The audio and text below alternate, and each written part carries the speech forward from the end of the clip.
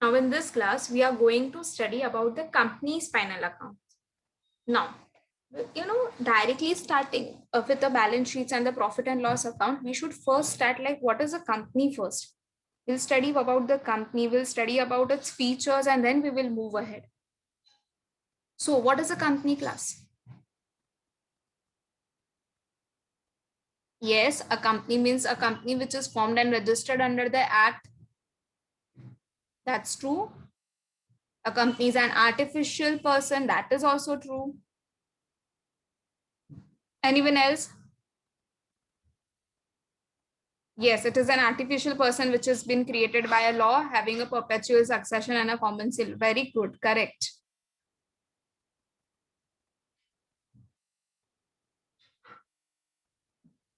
Yes. So what is a company basically class? Company is nothing but it is an artificial person. क्या वो एक खुद एक इंसान है क्या? नहीं. हमने एक उसको क्रिएट किया है. कंपनी को हम क्रिएट करते हैं. किसके कैसे थ्रू करते हैं? We created through a law which have its perpetual succession. Now, what I mean by this is also the feature of a company. What I mean by a perpetual succession, that the company will be having its existence independent of its member. It will continue to existent even if अगर किसी की death हो गई, अगर कोई insolvent हो गया, अगर members में changes आ गए, ठीक है, किसी की new members अगर if comes in, if certain of the members goes out of the company, then only the company will not wind up. The company will remain forever. The company will go on and on. So that we mean by a perpetual succession, and it has its common seal. Now what we mean by a common seal? See, अगर एक normal person होता तो वो अपनी sign कर सकता था, but it is an artificial person. So that every company has its common seal, which it act like a signature. अगर कंपनी को कहीं कोई डॉक्यूमेंटेशंस पर साइन करनी है, ठीक है, तो वो क्या करेंगे? They will put their seal in it, because then it will be proved as a legal evidence. It will act as a legal evidence. समझ में आया? So a company is an artificial person which is created by a law with a perpetual succession, and it's have a common seal as well. Now, company को start तो कर दोगे, but see, since it is being created by a law through a process of a law, so such this process, जो भी आप ये process करोगे, हम उसको कहते हैं incorporation. नाउ आपको इनकॉर्पोरेट करना बहुत जरूरी है. हमने ये चीज देखो पीपीआई में पढ़ा था, प्रॉफिट प्रायर टू इनकॉर्पोरेशन, के फर्स्ट कंपनी को इनकॉर्पोरेट सर्टिफिकेट जैसे ही मिल गया, फिर उसके बाद की जो भी प्रॉफिट्स होंगे दैट इज अ कंपनी का profit. So incorporation may be either under the company's law or it can be under any of the special act. When I say about a special act, it is only about a statutory corporations. अगर आपने incorporate नहीं किया है company को, तो no company can come into an existence. So it is compulsory for an association जो भी business carry कर रहा है, and his intention is to earn the profit, and it's if he is having and more than the company is having more than the 50 members, then they need to get incorporated.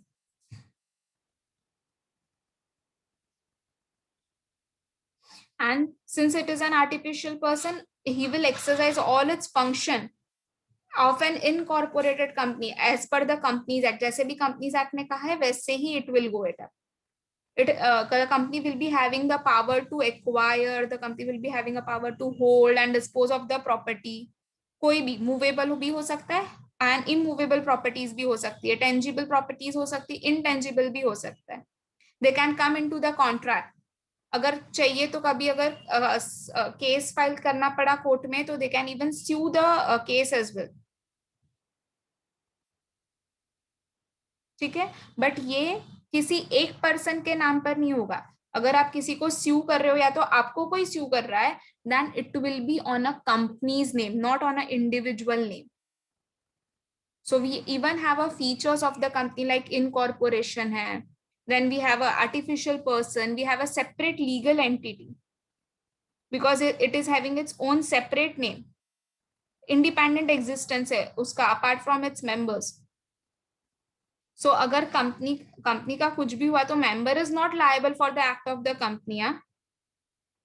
अगर company के through कुछ होता है तो member is not at all liable for its act, and the vice versa, even the company is not liable for the act of any of the member. So that is why it has been given a separate legal entity. So this were the features of your company. Now while doing we have already done the basics while doing the redemption of the preference share. As I told you कि हमने जब preference share, redemption of the preference shares जो module start की थी उसके पहले I have just given you the base of the final accounts. पता है what are the preference shares, हमने type of the preference shares किए थे, हमने थोड़ा डिबेंचर्स के बारे में पढ़ा था. Then we have even studied about the distinguish between a partnership and the limited company. ठीक है, और तभी हमने टाइप ऑफ द कंपनीज के बारे में भी पढ़ा था. बट मैं little bit I am just brushing it up because मैंने आपको बोला था कि हम जो इसके अलावा जो भी है वो सारा डिटेल में पढ़ेंगे in the when we start with the introduction to your companies account और you can say the companies final accounts. Okay, so हमें ये चैप्टर में ऑब्वियसली बैलेंस शीट है, इनकम स्टेटमेंट है, that is profit and loss account है, that we have to study more into the detail. But एक हमने वो time पर किया था, बट एक सिर्फ ब्रश अप कर लेते हैं. नाउ कितने टाइप्स ऑफ द कंपनीज थे? बेसिकली हमने पढ़ा था कि there are the 6 types of companies and उसके अंदर भी we have any even other companies, but main 6 types which were the private company, public company, one man company, then a company which is limited by the shares, company which is limited by the guarantee, and unlisted company. And apart from it, we also saw that we have also the other types of the companies which are been mentioned in the different sections of our Companies Act. कौन सी थी वो? Holding companies, then we were having a subsidiary company, small company, government company, foreign company, listed company.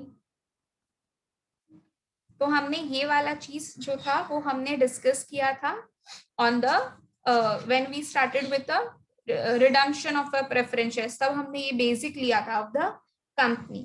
तब हमने ये भी पढ़ा था like what is a share, share capital क्या था. So right now let's once when I tell about this preference share, what are the types? कितने types of shares पढ़े थे हमने?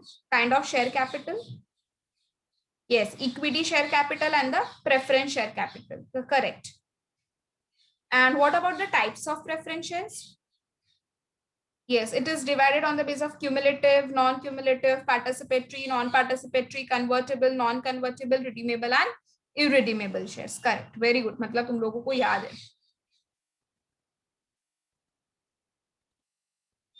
Now basically let's take a, क्योंकि it's take a long time, उसके बाद हमने रिडम्पशन ऑफ डिबेंचर्स भी किया था. सो मे बी तुम लोग भूल गए होंगे. तो what we will do, we will study with the share capital. हम क्या करेंगे आज, मैं एक वापस एक छोटू सा ब्रशअप दे देती हूँ तुम लोगों को about a share capital. Okay, types of the share capital we have already studied, just we will do a little bit of brush-up.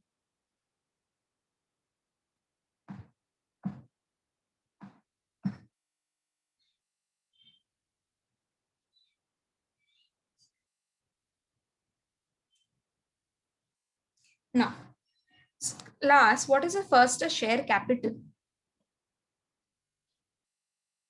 अगर सोल ट्रेडर होगा तो जो भी कैपिटल होगा वो उसको खुद को ही कंट्रीब्यूट करना पड़ेगा. Complete capital will be contributed bye a proprietor itself, और सिर्फ एक ही कैपिटल हो सकता है. पार्टनरशिप अगर फॉर्म हुई तो फिर capital can be contributed by the partners. जितने नंबर ऑफ द पार्टनर्स है उन लोग अपना कैपिटल कंट्रीब्यूट करेंगे, what ever would be the agreed ratio which they have decided. And हम क्या करते थे, हमने सेमेस्टर 3 में सीखा था partnership final accounts, where we used to prepare a separate capital account for each of our partner. But the capital of a company is not contributed by a single member. It is contributed by the large number of its shareholders. तो क्या मुझे इतने बताओ कि अगर एक company में 1 lakh share holders ने अपना पैसा डाला है तो क्या it is possible to give 1 lakh separate accounts of each and every share holder? Obviously no. So the company therefore will be keeping only one account, that is one capital account, which will be known as a share capital account. and it will be considered as a collective personal accounts of all the shareholders.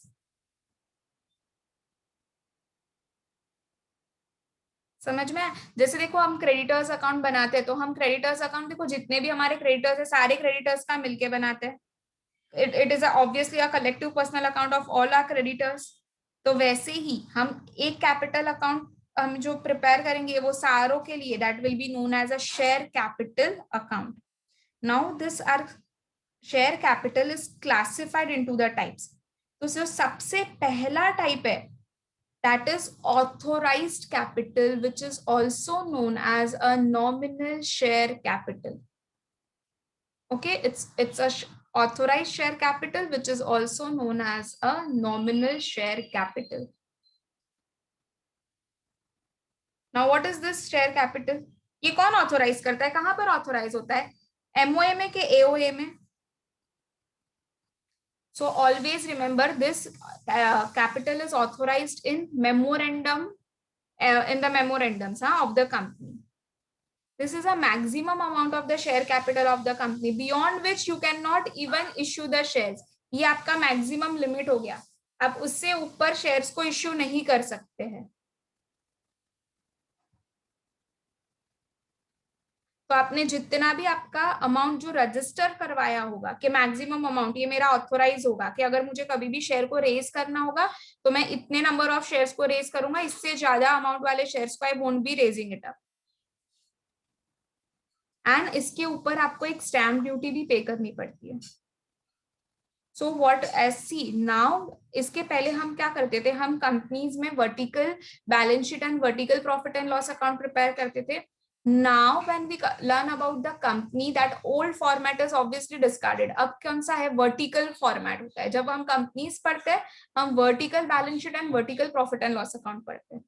And that is this both is prepared as per the schedule 3 of the Companies Act 2013. तो schedule 3 क्या कहता है कि it is mandatory for a company कि उनको अपनी balance sheet में disclose करना पड़ेगा जो भी उनका ऑथोराइज शेयर कैपिटल है, कहां पर, बैलेंस शीट में. And where you record this, balance sheet में लायबिलिटी साइड. और कौन से वैल्यू पर, फेस वैल्यू पर. से फॉर एग्जांपल के मैंने आपको लिमिट दी है कि आप 10,000 शेयर्स है and the value of one share is 100 rupees, तो आप इसके ऊपर के जितने भी वैल्यू ऑफ द शेयर्स है आप उसके नहीं कर सकते. You cannot issue it up. So 10,000 into 100, if I do, how much I will be getting? 10 lakh. So मैंने क्या सेटअप कर दिया कि 10 lakh का is my authorized capital, beyond which इसके वैल्यू के ऊपर मैं एक भी शेयर्स को इश्यू नहीं करूंगी. This is my maximum level. I cannot issue any of the shares beyond it. Now, second one is issued capital. Now see, it is so think that के कंपनी को एक साथ सारा अमाउंट की जरूरत ना पड़े, पूरे कैपिटल की जरूरत ना पड़े. So depending upon time to time, जैसे कंपनी को अपने कैपिटल की नीड पड़ी तो वो क्या करेंगे, they will be taking a part from the authorized capital. से फॉर एग्जाम्पल अभी मुझे 10,000 शेयर्स में से सिर्फ 8,000 शेयर कैपिटल, 8,000 शेयर्स की ही मुझे कैपिटल चाहिए, फॉर एग्जाम्पल 8 लाख का. तो व्हाट आई विल डू, मैं सिर्फ 8,000 शेयर्स को पब्लिक में इश्यू करूंगी, because 8,000 into 100 if you do, you will be getting the 8 lakh के value of a shares.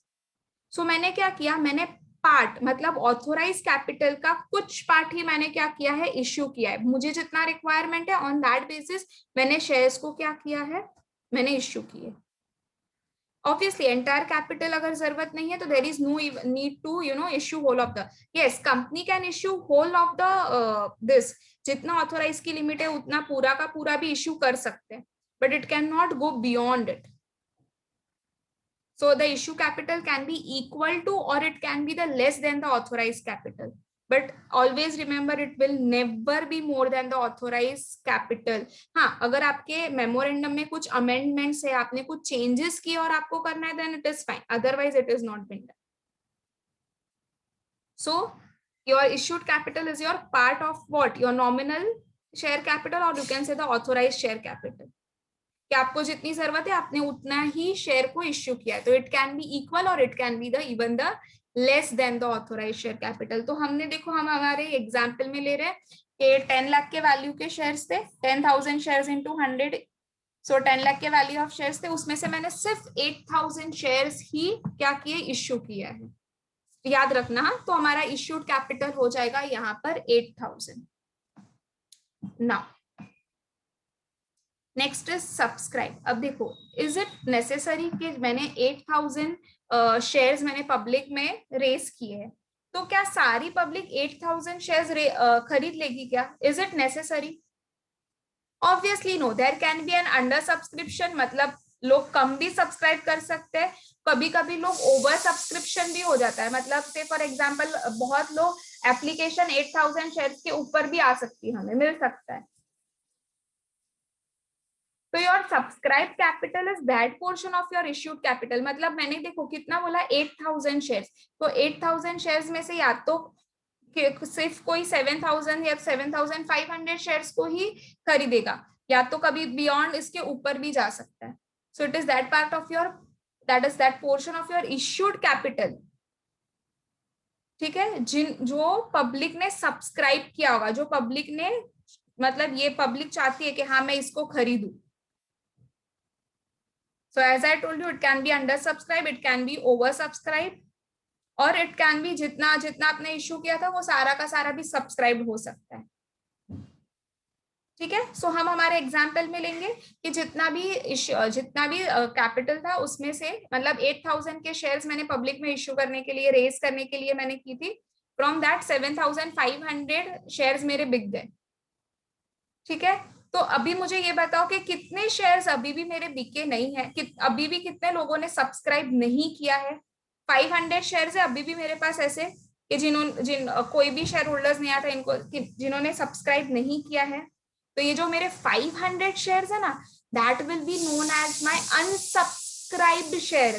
500 into 5000 into 500 into sorry 500 shares was there, 500 into 100 if I do, I will be getting 50,000। सो 50,000 का मेरा ऐसा capital है जो अनसब्सक्राइब्ड है, किसी ने भी उसके ऊपर सब्सक्रिप्शन नहीं लिया है। So it is unsubscribe capital. क्या है? It is a remaining part of the issued capital, remaining and which is not taken up is known as a unsubscribed capital. ठीक है, 8000 मेरा क्या था, इश्यूड कैपिटल था, उसमें से कुछ लोगों ने सिर्फ सब्सक्राइब किया, 7500 ने ही सब्सक्राइब किया। तो अभी भी जो अनसब्सक्राइब लोग है वो मेरे कितने हैं, 5 है।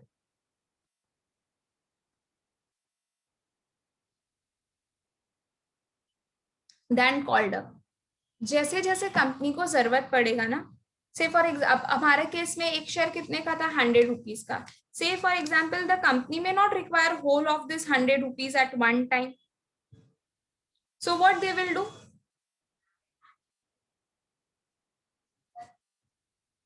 ऑब्वियसली जितना जरूरत पड़ेगी उतना कैपिटल को उन लोग डिमांड करेंगे, उतने कैपिटल को कॉल करेंगे। इफ द कंपनी में not receive the entire amount of the capital at once, they may called up only part of the subscribed capital as and when they need in the installment.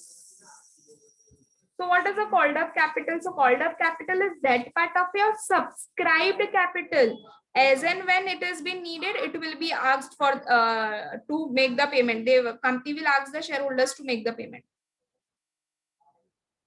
So हमेशा याद रखना, called up capital is a part of your subscribed capital, which the company will be calling upon actually when the shareholders will be paying it up. जब भी मंगवाएंगे shareholders को तब तक पे करना पड़ेगा। एंड ये जो आपका कॉल्ड अप कैपिटल होता है ना, पहले देखो सबसे पहले ना शेयर होल्डर्स को अगर शेयर खरीदना होता है ना, तो they first send the application like I am interested to purchase this many shares of amounting to rupees this, पहले एप्लीकेशन करते हैं। फिर कंपनी के पास अगर जितनी एप्लीकेशन आई, depending upon that the company will be doing the allotment, company फिर अलॉट करते हैं शेयर्स को। और फिर क्या करते हैं, अलॉटमेंट हो गया तो कंपनी को अगर सारा पैसा एक साथ नहीं रखा है तो they will call the money. So इसको हम बोलते हैं first call, second call. Say for example 100 rupees में से कंपनी को अभी सिर्फ 60 रुपीज की जरूरत है, तो कंपनी ने सिर्फ पहले 60 रुपीज ही लिए। फिर जब थोड़े टाइम के बाद say for after 6 months the company require more of the 10 rupees, तो they will do a second call of rupees 10 each. तो अभी टोटल पेमेंट कितना हो गया, 60 + 10 दैट इज 70। फिर और 6 मंथ्स के बाद अगर उनको 20 रुपीज की जरूरत पड़ी तो उन लोग 20 रुपीज और शेयर होल्डर्स के पास से मंगवाएंगे। तो 70 ऑलरेडी हमने पे कर दिया शेयर होल्डर्स ने, और 20 मंगवाया, तो अभी कितना हो गया, 90 हो गया। So this is known as first call, second call, third call, ऐसे कॉल्स कर सकते हैं। मतलब पार्ट पार्ट में भी पैसा मंगवा सकते हैं, या तो वन शॉट में भी कॉल करके बोल सकते हैं कि हाँ पूरा का पूरा 100 रुपीज दे दो। डिपेंडिंग अपॉन द कंपनीज, जैसे जैसे उनको रिक्वायरमेंट है उन लोग कॉल करते जाएंगे। सो ये किसका पार्ट है, it is a part of your subscribe capital, that is called up capital. अब कॉल तो कर दिया, पर इट इज सो ये है ना कि मे बी सब लोग उसको ये एक्सेप्ट करे ना करे, ठीक है, सब लोग पेमेंट करे या ना करे। तो after called up capital we have a next is paid up capital. अब जितना कॉल किया उसमें से जितने लोगों ने पे किया होगा ना, उसको हम कहते हैं paid up capital. Say for example 60 rupees was been paid in our example, ठीक है, 7,500 शेयर होल्डर्स थे और हमने 60 रुपीज क्या किया था, हमने कॉल किया था, तो total will be amounting to rupees 4,50,000। तो ये जो सब लोगों ने अगर 60 रुपीज पे कर दिया तो हम उसको कहेंगे पेड अप कैपिटल, और even you can say it as a share capital paid up.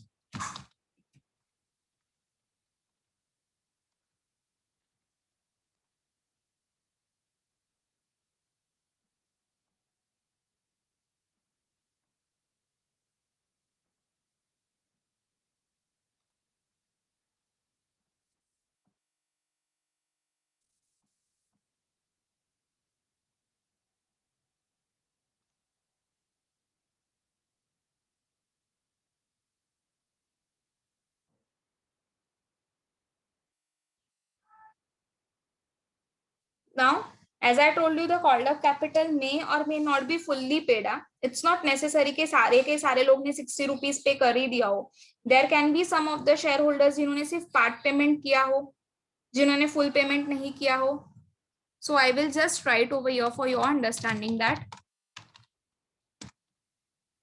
paid up capital is part of your called up capital,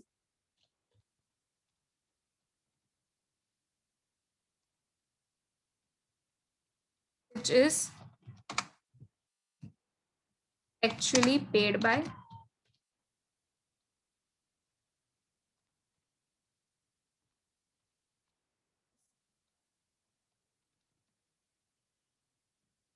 और जो भी रिमेनिंग अमाउंट है, से फॉर एग्जाम्पल अभी भी पूरा अमाउंट अगर पे नहीं किया है, तो जो भी रिमेनिंग पार्ट है, तो वो मतलब क्या है, अभी भी उन लोग ने पे नहीं किया, अभी भी आउटस्टैंडिंग है, तो वो अमाउंट को हम कहते हैं calls in arrears.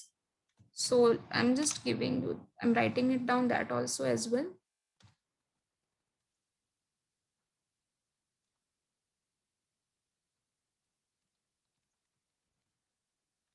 Remaining amount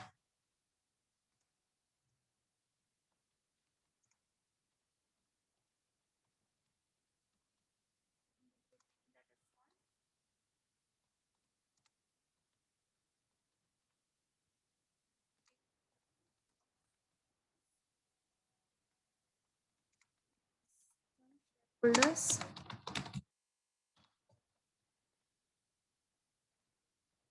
is known as calls in arrears.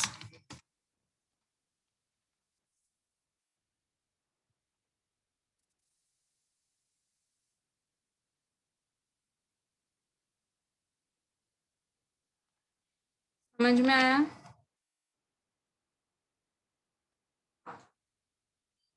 तो हमेशा याद रखना ये एक चीज, ये भी लिख लो, एक ये चीज इंपॉर्टेंट है, दैट पेड अप कैपिटल जो भी होगा is equal to called up capital. जितना कॉल किया अगर सब लोग ने पे कर दिया तो वो इक्वल हो जाएगा.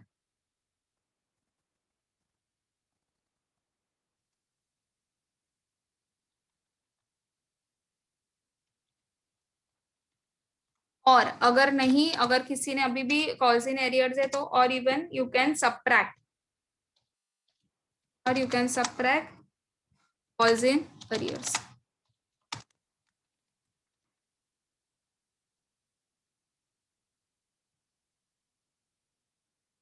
तो हम बैलेंस शीट में कैसे शो करते हैं इसको?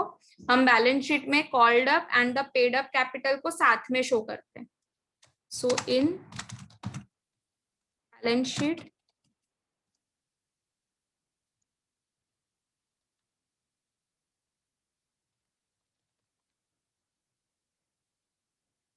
called up and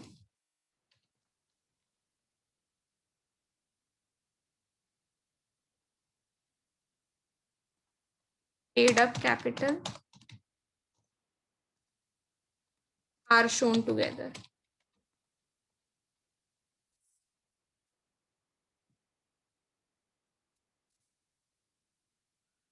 So these are the types of the capital, and the last type is your reserve share capital.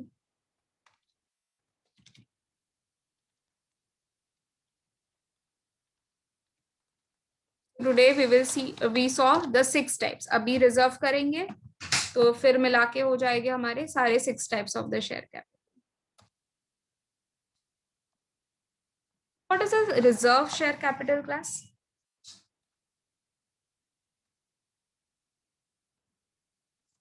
It is that portion of uncalled capital which the company has decided to call only in the case of the liquidation of the company. ठीक है, से for example हमने क्या लिया था example कि हमने सिर्फ 60 रुपीज ही पेड अप है, तो अभी भी अनपेड अप कितना है शेयर होल्डर्स का 40. तो कंपनी ने कब डिसाइड किया कि 40 रुपीज कब कॉल करेंगे? जब कंपनी लिक्विडेट हो जाएगी, तब वो इतना जो भी रिमेनिंग अमाउंट है that remaining amount they will be paying up. तो तब तक वो क्या हो जाएगा? That will be a reserve capital. It will be consider as a reserve till that. Now, reserve capital, it is not compulsory and it is not mandatory in the nature to keep it up. क्योंकि हम देखो reserve capital से कभी भी ना bonus shares को या कुछ भी डिस्ट्रीब्यूट नहीं कर सकते, ना ही ये अमाउंट जो भी होगा वो हम राइटिंग ऑफ के लिए यूज कर सकते हैं. it only refers only such amount which is yet, that is which is अभी भी कॉल्ड अप नहीं हुआ है. सो ये आप कब यूटिलाइज कर सकते हो? आप ये यूटिलाइज कर सकते हो only in the winding up of the company. इसके लिए इसको ना कभी भी हम बैलेंस शीट में डिस्क्लोज भी नहीं करते. We never ever disclose this in the balance sheet. और कौन से कंपनी के पास से ये रिजर्व होता है? ओनली एंड ओनली अनलिमिटेड जो भी कंपनीज होगी ना, they only can have a reserve capital. वो एक चीज याद रखना. So I am just giving you the in the writing, just take down the note. Portion of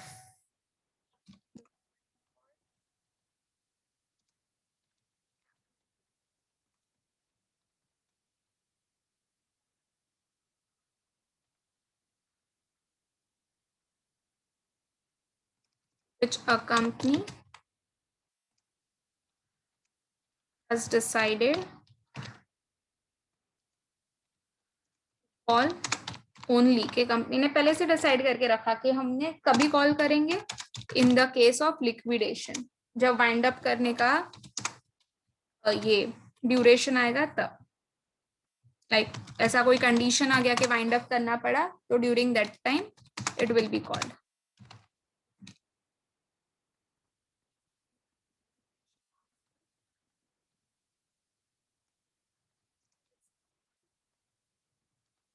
reserve capital.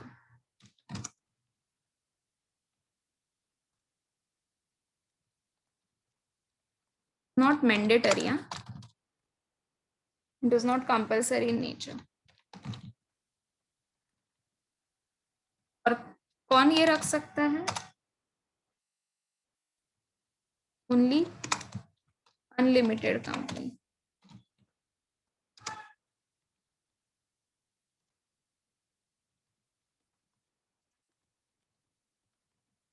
Reserve capital. क्या ये हम इसको डिस्क्लोज करते हैं क्या बैलेंस शीट में? No, we can not disclose it up.